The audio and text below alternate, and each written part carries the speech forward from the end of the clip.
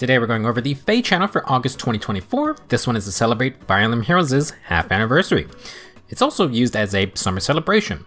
Doesn't matter what it's called, we get free stuff, and most of these events begin with the next or current reset.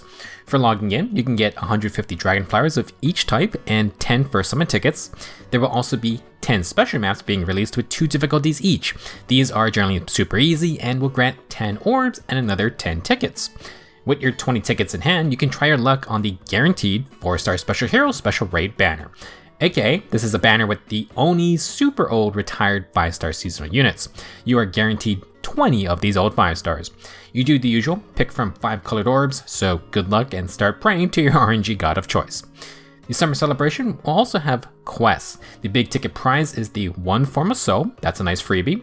There will be some Aether Raid quests as well. If you do those, you can trade these special Aether Stones for a Feh Summer Structure. Next up, we have Grand Hero Battle Revivals for units that released from Book 8 up to Jared.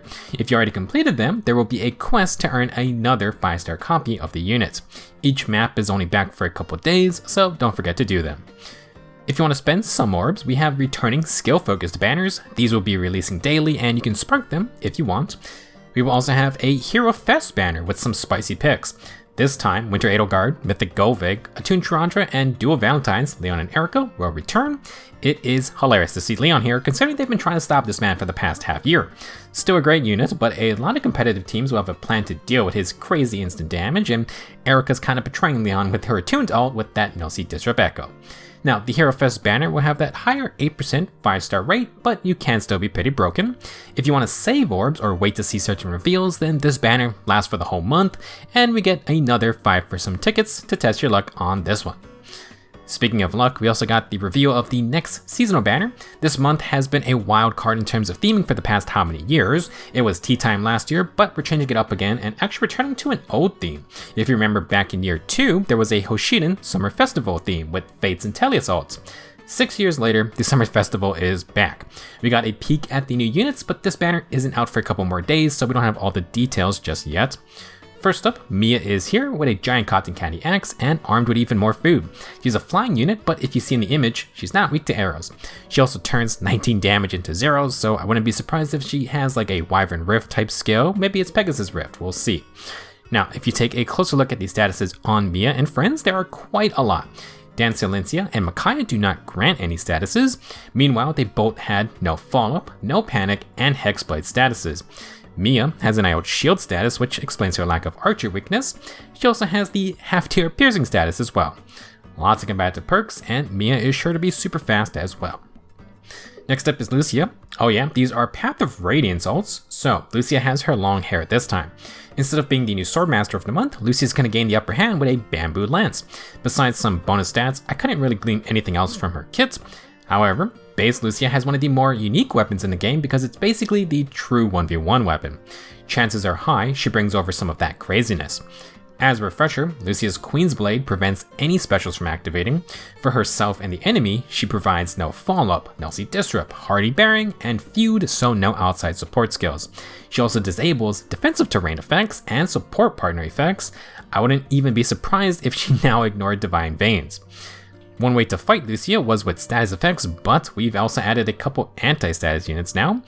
We'll have to see just what exactly she won't allow this time. Our third unit is going to be Leo, who appears to be the 4-star focus pick. He's a colorless mage cavalier, which means unless he got a unique tome, we are getting another inheritable colorless tome option.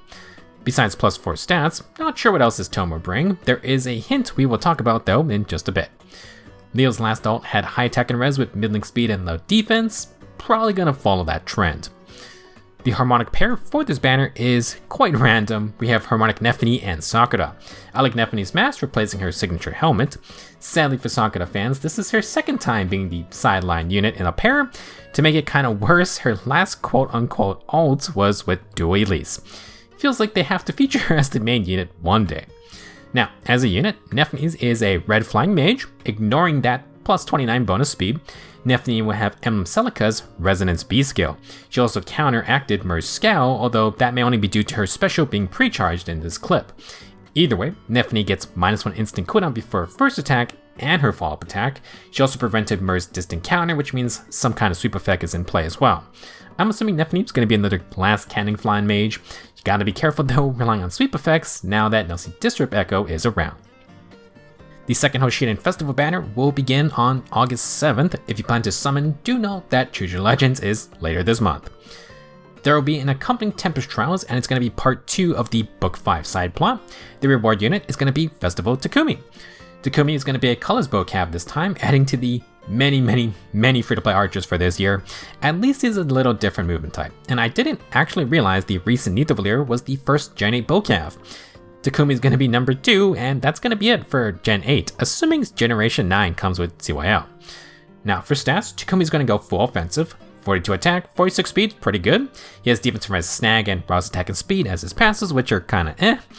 He has the inheritable Stall Game Bow Plus. It grants plus 4 stats, and if you look at the statuses on Takumi and Leo, they both have a free follow-up status. To be exact, it's a free follow-up when initiating status. Takumi would prefer something like offense in a follow-up, but we'll see if there's anything else part of this weapon. If it's not great though, there are a ton of other strong options on the table. Moving on, we got a preview of the version 8.8 update. Again, these will happen in a couple more days. First off, there's going to be 5 new arena maps. The United Warfront event is getting an abyssal difficulty. The rewards were 40 divine codes and then 20 dragon flowers for the 4 other maps. In Hero's Journey, they are making it easier to get those memento events by lowering the fragment costs, plus upping the number of events you can unlock. Next, we have a list of the legendaries and mythics that are going to be retired from the normal monthly banner pool. Basically, these units will mainly show up on the remix banners only, and they are next in line for refines and remixes at some point. We have that Book 5 guy who is not the OG king, but somehow a mythic, Legendary Feh, Legendary Atri, Mythic Thor, Mythic Ashe, Legendary Female Byleth, Mythic Elamine, Legendary Sita, and Legendary Nana. For next update, we're going to have 2 new remixes though. Legendary Claude finally gets his time. Fallen Star 2 is happening, but we kind of already got a preview of this from Deep Star. In fact, Deep Star replaces the Fallen Star status, with the main difference being Claude gets 80% DR for first attacks, and that includes brave hits. He doesn't have Kanto, but Summer and Wind Tribe Claude had it, so I expect that to be added to the refine. Now for Fallen Star 2, Claude will get true damage and flat DR based on the number of active statuses on him and the number of active negative statuses on the enemy. If you have 5 statuses in total, Claude can get 25 true damage and 15 flat DR. Obviously, pretty nasty if you do not pierce his 80% damage reduction. Now, Claude doesn't inflict gravity or gain Deep Star until after attacking, and Fail Not doesn't grant any statuses currently. This means this effect is a bit useless when initiating. I have to assume the Fail Not Refine is gonna remedy this issue. For his free remix skill, Claude will get Guidance 4. That's a pretty solid addition if you want to support your team. The other remix is going to go to Euler. Yingvi's Ascendant used to be offense in a follow-up plus Desperation. It now gets Demos, defense in a follow-up, and a potent follow-up attack. Euler only gets a potent effect that asks her to be within 10 speed of the enemy. However, her potent follow-up deals full damage just like Emblem Marth. Since she has no follow-up plus Desperation, this means, like Marth, if Euler is fast enough, she attacks 3 times in a row at full damage. They show this off by proccing Deadeye on the 3rd attack. Her weapon has Slang and no guard, so the first 2 hits charge Deadeye, the potent follow-up procs Deadeye, and it deals full damage. Previously, Euler went for a Slang plus times pulse setup. If you attack 3 times though, Deadeye is going to proc anyway, so now she gets attack and speed Oath 4, just for the pure damage, speed, and warping. Euler is a pure common mythic, which not everyone's a fan of. We'll have to see if her refine adds anything else to the kit. Continuing on, it's the halfway point of year 8, so we're retiring more permanent 5-star heroes to the 4-star special raid group. These are the permanent new heroes from update 6.2, and this is the first time Ascended heroes are being retired.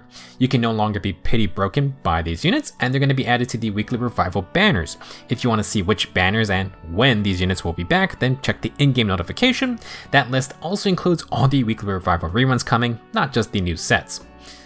Last bit of news is that you can now spark the weekly revival banners, and this is available for everyone, a long overdue feature, but it's here now.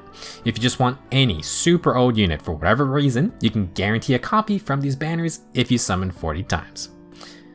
That'll be it for the half anniversary / summer celebration Feh Channel. Pretty standard stuff, and we got the return of the Hoshidan festival theme. If you want to summon in the next couple weeks though, I would highly advise waiting. The next banner will be Choose Your Legends 8. we are very close to Brave Alphonse, Felix, Bernadetta, and Fema Robin. While these units may not be game-breaking, CYO is usually always very solid, and then typically they introduce new skills which other units may want. Everyone gets one free pick, but if you want to summon more, then time to save orbs, but for real this time. In a couple weeks, we'll get another Feh Channel to introduce the winners.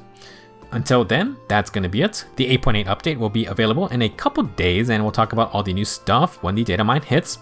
Thank you for watching, have fun with the celebration, and I'll see you in the next video.